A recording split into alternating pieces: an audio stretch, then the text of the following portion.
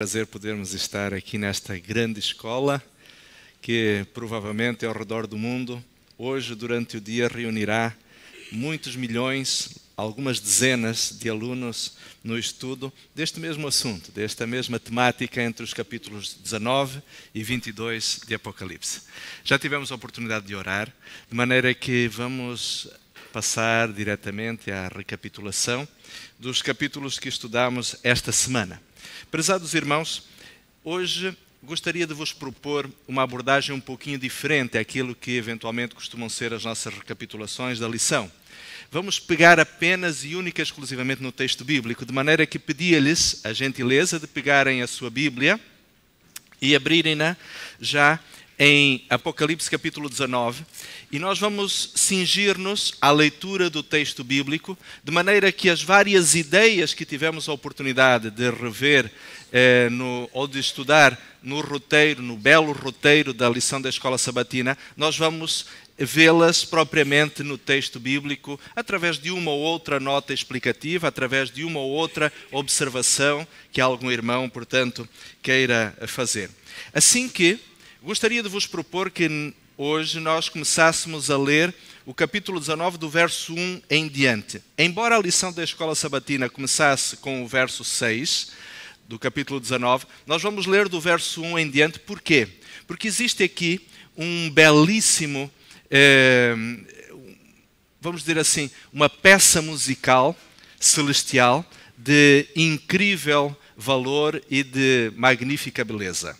Vamos, portanto, começar, verso 1, Apocalipse 19, verso 1. E diz então o seguinte: E depois destas coisas ouvi no céu como uma voz grande, de uma grande multidão que dizia: Aleluia, salvação, glória e honra e poder pertencem ao Senhor nosso Deus, porque verdadeiros e justos são os seus juízos, pois julgou a grande prostituta que havia corrompido a terra e com sua prostituição, e das suas mãos dela vingou o sangue dos seus servos.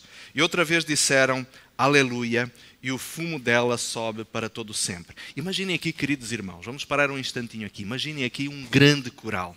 Mas não é apenas um coral de algumas centenas de vozes. É um coral de milhares de vozes perfeitas, de seres celestiais, que cantam com uma limpidez e com uma potência que nós desconhecemos, acompanhados por uma magnífica orquestra, e esta declaração que acabamos de ler é feita por estas vozes perfeitas que em exaltado louvor a Deus honram, glorificam a Deus, porque os inimigos, particularmente o inimigo de Deus representado por esta grande prostituta que guiou a humanidade numa onda de corrupção contra a verdade e a vontade de Deus, efetivamente chegou ao seu final.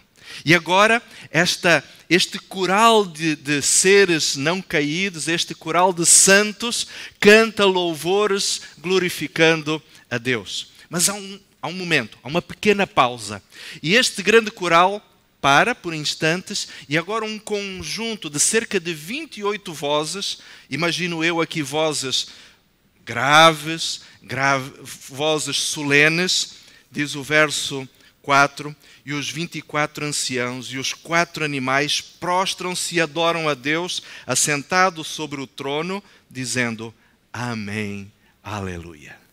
E agora há um terceiro momento, em que um solista, o verso 5, nós não sabemos se é o próprio Deus, se é Jesus, se é alguém incumbido pelo próprio Deus de falar em seu nome, mas esta voz límpida, esta voz potente que ecoa pelo céu, diz o que está no verso 5, Louvai ao nosso Deus, vós todos os seus servos, vós os que temeis, assim pequenos como grandes. Vocês conseguem imaginar a música envolvente destas declarações magníficas? Agora chegamos ao apogeu, chegamos ao ponto alto, ao clímax desta peça musical, verso 6. E João descreve então dizendo, E ouvi como uma grande multidão, como a voz de muitas águas, como a voz de grandes trovões que diziam, desculpem-me aqui, eu não sou muito especialista, não sou especialista em música, na realidade o mais perto que eu consigo ficar do instrumento é sentar-me neste banquinho, mas imaginem a orquestra celestial,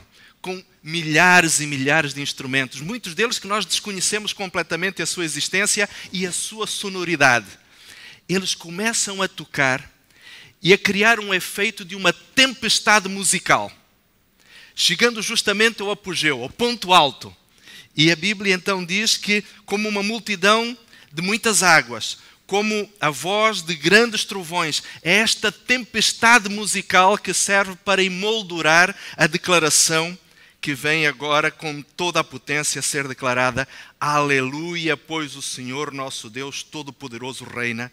Regozijemo-nos e alegremo-nos e demos-lhe glória, porque as suas bodas, as bodas do Cordeiro, e já a sua esposa se tornou. E foi-lhe dado que se vestisse de linho fino, puro e resplandecente, porque o linho fino são as justiças dos santos. E desta forma, então, termina este cântico. Provavelmente alguém faz, após o encerramento desta música, faz então uma declaração que é a quinta bem-aventurança do livro de Apocalipse, que no verso 9 diz: E disse-me, escreve, bem-aventurados aqueles que são chamados à ceia do Cordeiro, das bodas do Cordeiro. E disse-me, estas são verdadeiras palavras de Deus. E agora imaginem, é esta a razão pela qual, em absoluto êxtase espiritual, João, diante daquela música envolvente, diante daquele conjunto de vozes verdadeiramente esmagadoras, vozes que fazem a alma no seu mais íntimo detalhe vibrar, João está esmagado pelo desejo de adorar. E adora o anjo que o acompanhava, mesmo sabendo que ele é uma criatura. E nós vemos então a angústia, a ansiedade do anjo quando ele diz, o anjo diz: olha, não faças tal, porque eu sou um conservo dos teus irmãos, que têm o testemunho de Jesus. Adora a Deus, porque o testemunho de Jesus é o espírito de profecia. Queridos irmãos, imaginem esta cena. João está em absoluto êxtase espiritual e nesta circunstância ele tem a noção clara que todas as cenas que tinha visto nas várias visões ou nas várias etapas das visões do Apocalipse, ou que resultaram no livro do Apocalipse, todas estas guerras, todas estas todos estes avanços contra o povo de Deus efetivamente cessaram. Porquê? Porque Deus legítima e justamente encerrou a luta contra o inimigo. Mas há aqui um detalhe muito importante. Reparem que é pronunciada uma bem-aventurança sobre aqueles que fazem parte, ou aqueles que são chamados à ceia do Cordeiro. Não me vou alongar muito aqui, mas há 7 bem-aventuranças no livro do Apocalipse. Todas as bem-aventuranças, de alguma forma, estão emparelhadas umas com as outras. Mas há uma, que é justamente esta, que não está ligada com nada. E por ser, diríamos assim, a bem-aventurança central, ela mostra também que é a mensagem central do livro do Apocalipse, que é o quê? É o convite a que cada pessoa faça parte das bodas da ceia do Cordeiro. Queridos amigos, cada um de nós é convidado a fazer parte desta ceia. Mas há um detalhe ainda importante, é que no capítulo 19 existem 2 convites para 2 ceias. Uma é a ceia do Cordeiro e outra é a ceia de Deus. E a realidade é que toda a humanidade indiscriminadamente estará envolvida ou em uma ou em outra destas celebrações. Dentro de instantes, quando chegarmos lá, vamos ver isto também, ok? Só um detalhe pequeno, se algum irmão, por favor, quiser anotar na sua Bíblia, isto poderá servir como uma chave de enriquecimento de estudo para mais adiante, onde diz ali no verso 10 que o testemunho de Jesus é o espírito de profecia. Gostaria que pudessem anotar este texto, 1 Coríntios capítulo 14, verso 3. Vamos dar uma olhada no texto para perceber um pouco daquilo que o apóstolo Paulo explica ser o verdadeiro dom de profecia, ou o propósito do dom profético no meio da igreja, do povo de Deus. 1 Coríntios, capítulo 14, verso 3. 1 Coríntios, primeira epístola do apóstolo São Paulo aos Coríntios, capítulo 14, verso 3. Alguém poderia ler este versículo, por gentileza?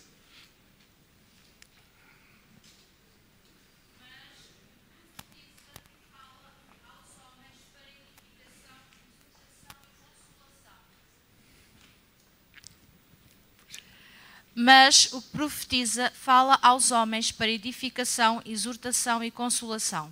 Muito bem. Peço-vos aqui um pequeno exercício. Quando nós olhamos para o patrimônio literário deixado pela irmã Ellen White,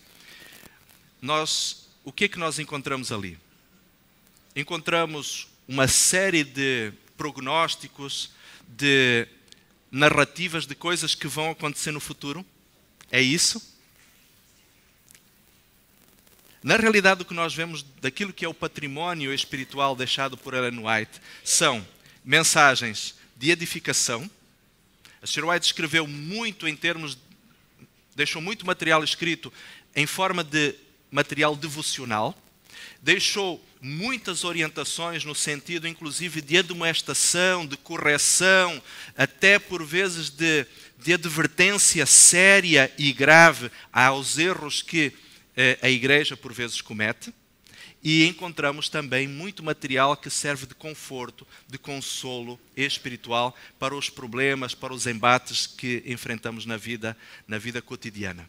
Então, um pouco de acordo com aquilo que o apóstolo Paulo diz em 1 Coríntios capítulo 14, verso 3, profecia ou o dom profético não está sempre relacionado com a vidência, ou seja, com o adivinhar o futuro ou com o anunciar eventos futuros.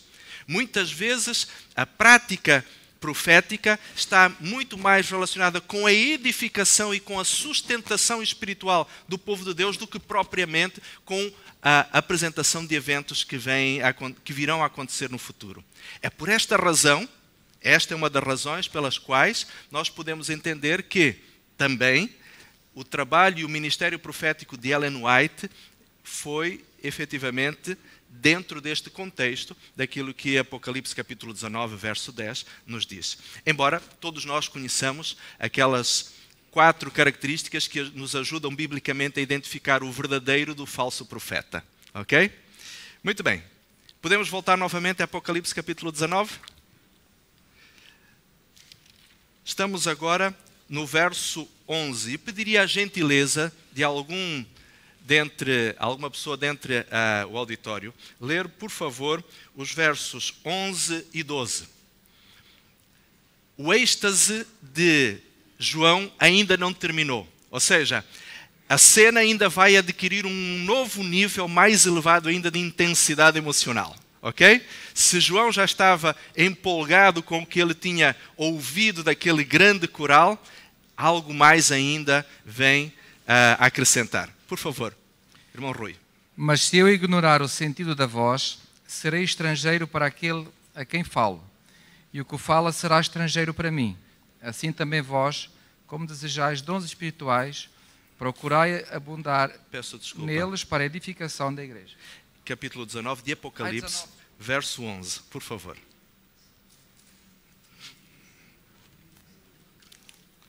Estamos em Apocalipse 19, vamos ler o verso 11 e o verso 12. Peço desculpa. E vi o céu aberto, e eis um cavalo branco. O seu cavaleiro se chama Fiel e Verdadeiro, e julga e peleja com justiça. Os seus olhos são chama de fogo, na sua cabeça há muitos diademas. Tem um nome escrito que ninguém conhece, senão ele mesmo. Ok, muito bem.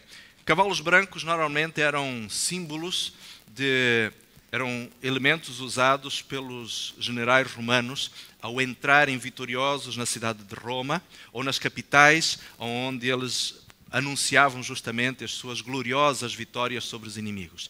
E é uma coisa muito interessante é que os generais romanos faziam questão de cavalgar imponentes animais brancos para transmitirem a ideia de que as suas lutas, as suas batalhas tinham sido guerras justas.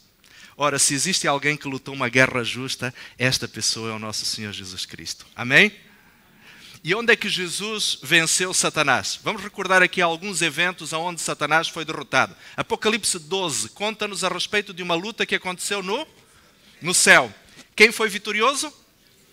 Jesus, conhecido no céu como Miguel. Muito bem. Depois Jesus venceu em Mateus capítulo 4, Jesus venceu Satanás aonde? No deserto. Muito bem. Jesus voltou a ser vitorioso contra Satanás aonde? Na cruz do Calvário. E haverá de o ser agora novamente na altura da sua vinda. E agora imaginem, queridos irmãos, prezados amigos, a forma como João estava entusiasmado ao ver justamente o seu mestre regressar com todo o aparato de um general vitorioso. Isto é algo, diríamos assim, que enchia de alegria o coração do seu discípulo, do discípulo João. João já não era mais um jovem, como quando Jesus tinha partido para o céu, era agora já provavelmente um ancião, em que o tempo havia gastado suficientemente para não só lhe alquebrar muitas das características do seu temperamento mais duro, mas sobretudo também para o fazer desejar o regresso do seu amado Salvador. Vamos continuar lendo então, um pouquinho mais. Vamos agora até do verso 13 até o verso 15. Quem poderia ler, por favor?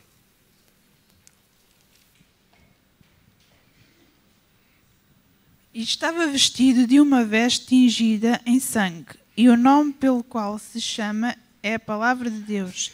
E seguiam-no os exércitos no céu, em cavalos brancos e vestidos de linho fino, branco e puro. E da sua boca saía uma aguda espada para ferir com ela as nações, e ela as regerá com vara de ferro. E ele mesmo é o que pisa o lagar do vinho, do furor e da ira do Deus Todo-Poderoso. Muito bem, obrigado, Mônica. Então encontramos aqui 3 elementos. Jesus tem uma espada, é descrito como tendo uma espada aguda saindo da sua boca. Ele regerá as nações com vara de ferro e pisará o lagar do vinho da fúria ou da ira de Deus. Muito bem, o que é que estes elementos significam? Os 3 elementos, eles estão correlacionados. O que é que eles simbolizam em termos gerais e quais os aspectos individuais que cada um destes símbolos nos apresenta? Alguém gostaria de partilhar estas informações?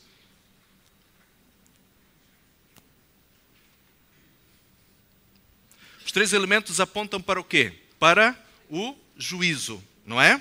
Para a execução do juízo divino. A espada representa o quê? Palavra de Deus. Que para a humanidade, durante o período dos tempos da graça, representou a orientação, a direção espiritual, serviu como lâmpada, serviu como orientação e forma de acalentar espiritualmente, mas que em determinado momento servirá para fazer o quê? Servirá para a justiça, ou seja, servirá para distinguir, também será a regra que distinguirá entre os que estarão salvos e os que estarão perdidos. Segundo elemento que nos aparece aqui, aparece a vara de ferro. O que é que significa a vara de ferro? A firmeza, justamente também o juízo. Sabem, este foi um detalhe que aprendi recentemente no estudo desta lição. Não reconheço a minha ignorância a respeito do assunto. Sabem que os pastores, sobretudo os pastores semíticos, eles ali na Palestina usavam cajados, que também eram chamados de báculos.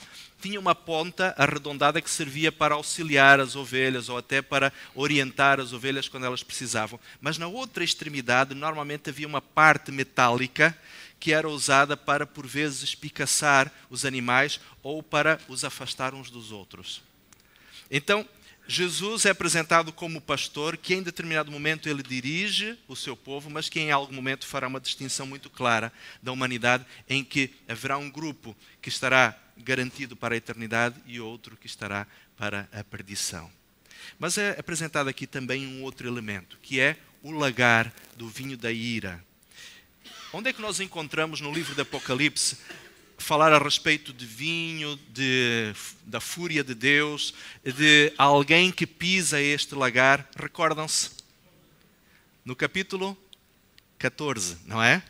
É ali apresentado Jesus como estando também ele a pisar o lagar, e diz que inclusive o resultado justamente do pisar das uvas fará com que haja, por assim dizer, uma inundação que fará com que até aos freios dos cavalos aquele vinho seja, portanto, inunde uma área equivalente mais ou menos à Palestina. E agora aqui a grande questão é, não sei se os irmãos já repararam, nós hoje estamos um pouquinho distanciados do contexto agrícola, mas no nosso país, que tem um clima relativamente semelhante ao clima da Palestina, vivemos esta realidade. Existiam 2 grandes momentos de colheita. O momento do verão, onde são colhidos os cereais, início do verão até meados do verão, onde são colhidos os cereais e muitas das frutas que os pomares produzem, e depois no final do verão, que é o período das vindimas.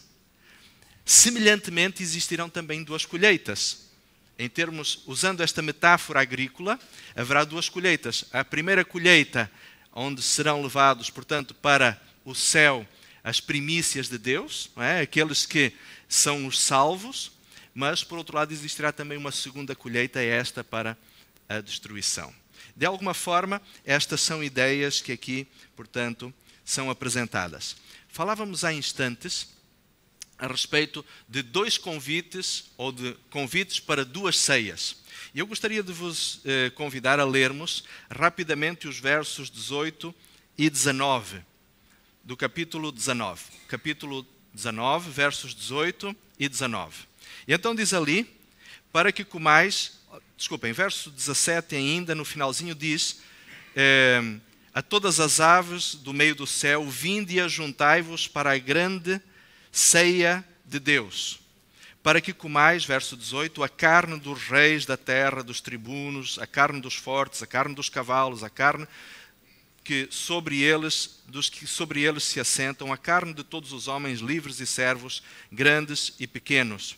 E vi a besta e os reis da terra e os seus exércitos reunidos para fazerem guerra àquele que estava assentado sobre o cavalo e o seu exército. Portanto, a segunda ceia é a ceia de Deus, na qual os que são convidados a participar dela serão o quê?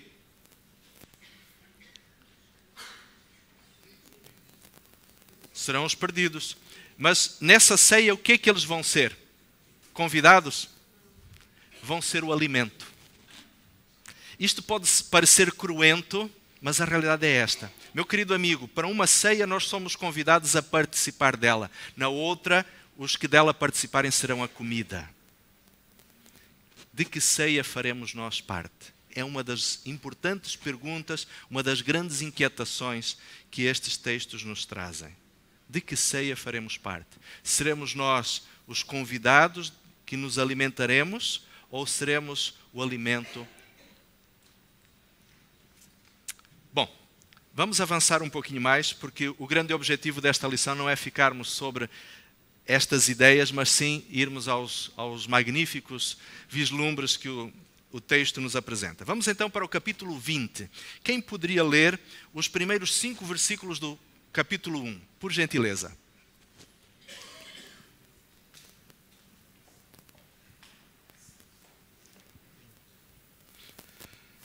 Então vi descer do céu um anjo. Tinha na mão a chave do abismo e uma grande corrente. Ele segurou o dragão, a antiga serpente, que é o diabo, Satanás, e o prendeu por 1000 anos. Lançou-o no abismo, fechou-o e pôs selo sobre ele, para que não mais enganasse as nações até se contemplarem os 1000 anos.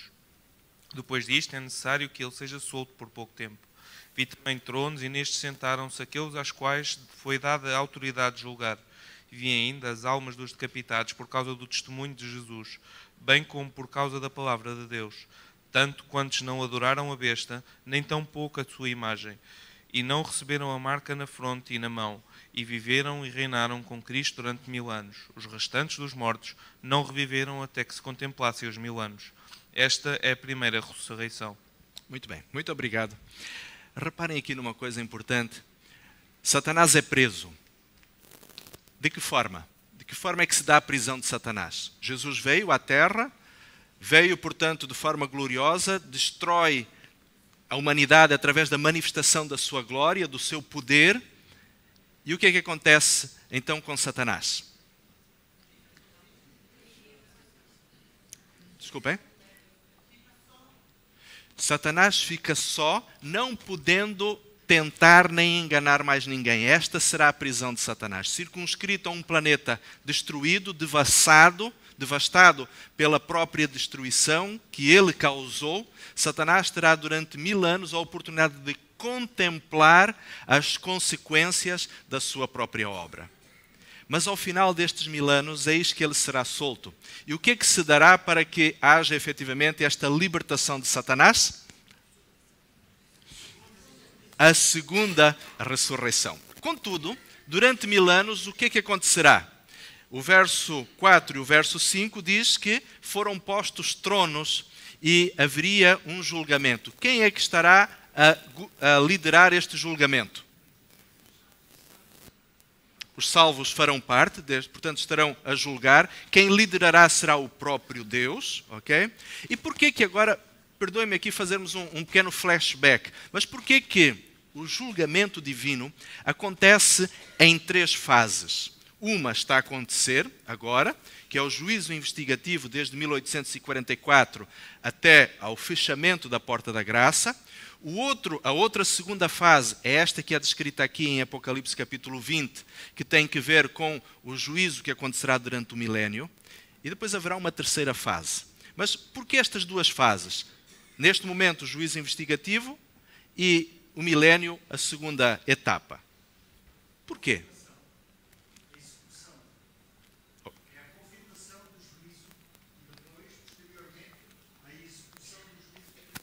Muito bem.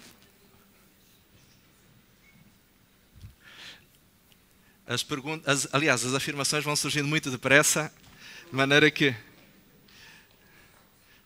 Não pode haver qualquer dúvida acerca da justiça de Deus. Tem de ficar tudo bem claro. Muito bem. Reparem numa coisa. Quando Lúcifer se insurgiu contra Deus, qual foi a alegação que ele levantou? Que Deus era injusto, que a sua lei não era uma lei justa. Então, o que é que acontece? Deus, na sua grande misericórdia, permite que durante vários milénios a proposta alternativa de Lúcifer pudesse ser testada.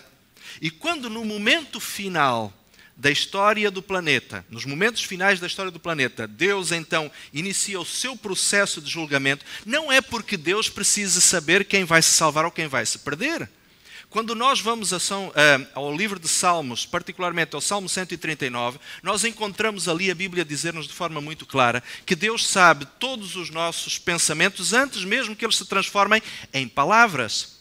A Bíblia diz que Deus inclusive sabe o início, no início da nossa vida, sabe como ela mesma, como a nossa existência terminará. Portanto, Deus não precisa de um julgamento para saber quem vai se salvar e quem vai se perder. Mas então quem precisa deste julgamento? São as criaturas inteligentes de Deus. Reparem numa coisa interessante. Desde 1844 tem estado a haver um julgamento onde, de alguma forma, Deus, não precisando de constatar isto, mas Ele o está a fazer a bem da consciência dos inumeráveis seres não caídos que existem no universo. E Deus está a demonstrar porque o irmão A, o irmão B, o jovem C, a menina Y vão ser salvos. Por quê? Porque Deus não precisa saber, mas os seres inteligentes criados por Deus precisam ter a constatação de que Deus efetivamente é justo. É verdade que A, B e C foram pecadores. Estas pessoas cometeram coisas erradas ao longo da sua vida, mas em determinado momento arrependeram-se lançando mão do sangue de Cristo, e estas pessoas estão então em condições. É por isso que o juízo investigativo neste momento é sobre a casa de Israel, sobre aqueles que um dia aceitaram Jesus Cristo como seu Salvador. E quando Jesus vier à Terra, Ele terá legitimidade para levar para o resto do universo que não foi contaminado pelo pecado, pessoas que viveram neste nicho contaminado pela doença do pecado, e Deus precisará garantir diante do resto do universo, entre outras coisas, que as pessoas que Ele vai levar para o céu, que Ele vai levar para a sede do universo, são pessoas que efetivamente branquearam o seu caráter na justiça de Cristo. É por isso que haverá um momento do fechamento da porta da graça e estará definido quem se salvou, quem se perdeu. Mas, para o céu, irão agora aqueles que foram resgatados da terra. E estas pessoas chegarão ao céu, embora glorificadas, embora em condição imortal, com o seu cérebro completamente transformado e com as suas faculdades completamente abertas ao nível da existência celestial, mas estas pessoas poderão no seu coração ter questões relacionadas com os entes, com os queridos que eles deixaram aqui na terra mortos, na terra devastada pelo pecado. E agora então Deus pacientemente permitirá que um longo período de 1000 anos sirva para que a verificação seja feita de todos os nomes de todas as pessoas que viveram sobre a face da terra. E aí é que os salvos, os redimidos da terra, se juntarão aos seres não caídos do universo também para constatar em todos eles novamente o quê? A justiça de Deus. Cada nome terá sido passado no juízo divino, tanto entre o período de 1844 até o fechamento da Porta da Graça, como depois no período do milênio. E quando todas as pessoas tiverem sido, os seres caídos e os seres redimidos, os humanos redimidos, tiverem tirado quaisquer dúvidas que possam existir em relação a qualquer caso, então o que acontecerá? A Nova Jerusalém virá para a terra. E agora reparem aqui numa coisa muito interessante. Em última instância, e eu peço que os irmãos me entendam bem, eu peço inclusive que aqueles queridos que estão em casa a assistir, que entendam bem isto. Em última instância, quem é que está a ser julgado nestas duas fases do julgamento? É o próprio caráter de Deus. Entendem? Agora reparem numa coisa, e isto é belíssimo. Deus, que é santo, que é justo, Deus que tem um caráter absolutamente irretocável, Ele se disponibiliza humildemente a ser verificado pelas suas criaturas. Isto é impressionante. Isto fala muito a respeito do caráter misericordioso, bondoso do próprio Deus. E aqui há uma questão muito importante. Lembram-se há instantes que comentávamos que Jesus, quando vier, virá montado num cavalo branco, que representava a legitimidade e a justiça da batalha e da guerra que Jesus peleou? É exatamente isso. É que quando o universo for definitivamente limpo do pecado, não haverá nenhuma dúvida, nem sequer dos próprios ímpios, nem sequer do próprio Satanás, existirá nenhuma dúvida de que Deus é justo. Já imaginaram isto? É impressionante.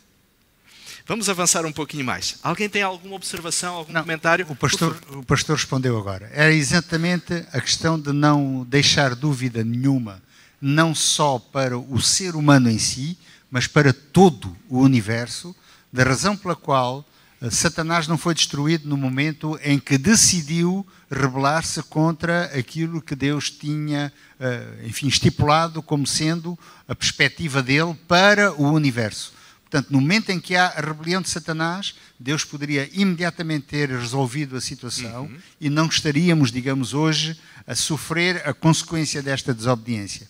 No entanto, nesse momento, já o próprio juízo de Deus está sendo julgado pelo universo, então chegam à conclusão que, afinal, o que Deus faz não é por, digamos, masoquismo, mas é por amor.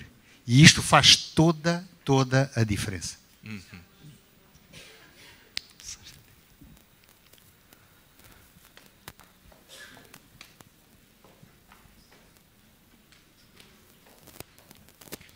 Houve outro pormenor que me impressionou muito esta semana, lendo o Conflito dos Séculos, aquilo que Ellen White diz. É que nós temos de ter muito cuidado realmente com o espaço da graça. E aquilo que há muitas pessoas lhe metem impressão, o pecar contra o Espírito Santo, o consecutivamente não querer aceitar, fingir que não ouvimos, que não percebemos. Porque aquelas pessoas, os ímpios, permite ao Senhor que não estejamos entre eles. Vão reconhecer, como disse muito bem, a santidade de Deus, a glória de Deus e tudo. Mas já não há espaço. Nem sentem arrependimento, sentem medo, reconhecendo, sentem medo. Portanto, não nos basta crer, não nos basta reconhecer. temos de permitir que o Espírito do Senhor nos transforme e nos modifique, porque a assunção intelectual não basta, a fé tem de crescer e isso é um dom de Deus. Muito bem. Muito obrigado. Queridos irmãos, nós vamos rapidamente avançar aqui para os versículos 7 a 15 e vamos só apenas fazer uma análise muito breve.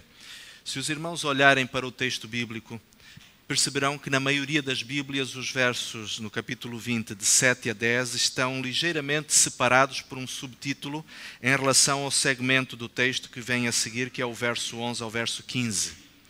Na realidade, estes dois segmentos, 7 a 10 e 11 a 15, são na realidade duas narrativas paralelas do mesmo período, do mesmo momento. Poderíamos dizer que de 7 a 10 é a narrativa sob o ponto de vista de Satanás. É aquilo que Satanás vai fazer. Após a ressurreição, ele vai convencer os ímpios ressurretos de que se devem organizar contra a Nova Jerusalém.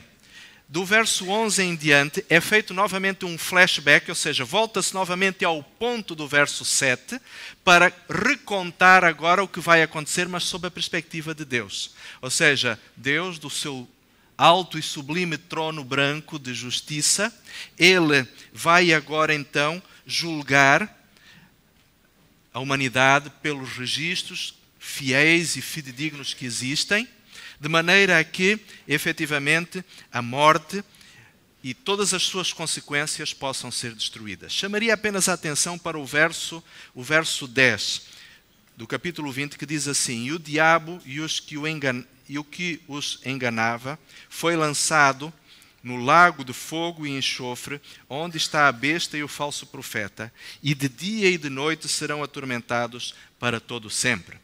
Muitos cristãos ficam perplexos com este texto bíblico porque parece, numa abordagem inicial, que se está a falar aqui de um inferno eterno.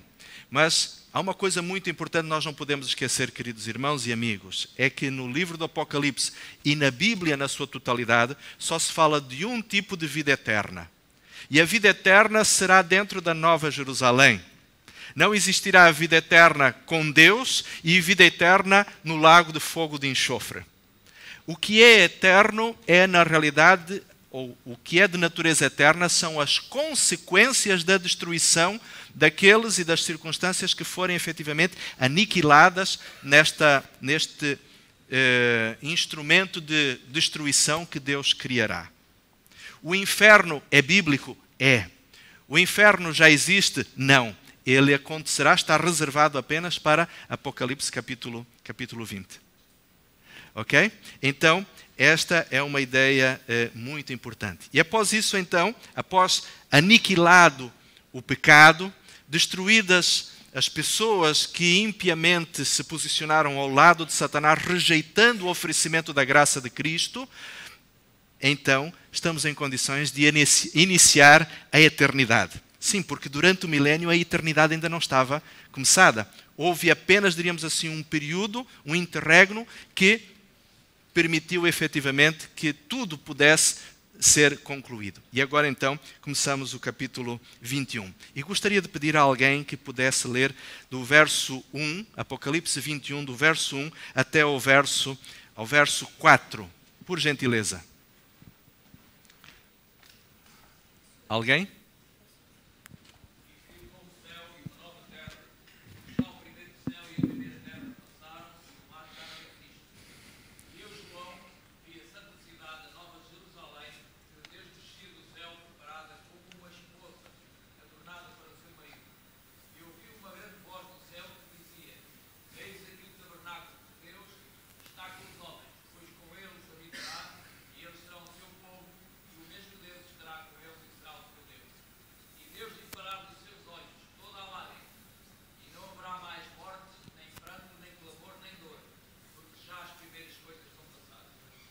Muito obrigado, irmão Carlos.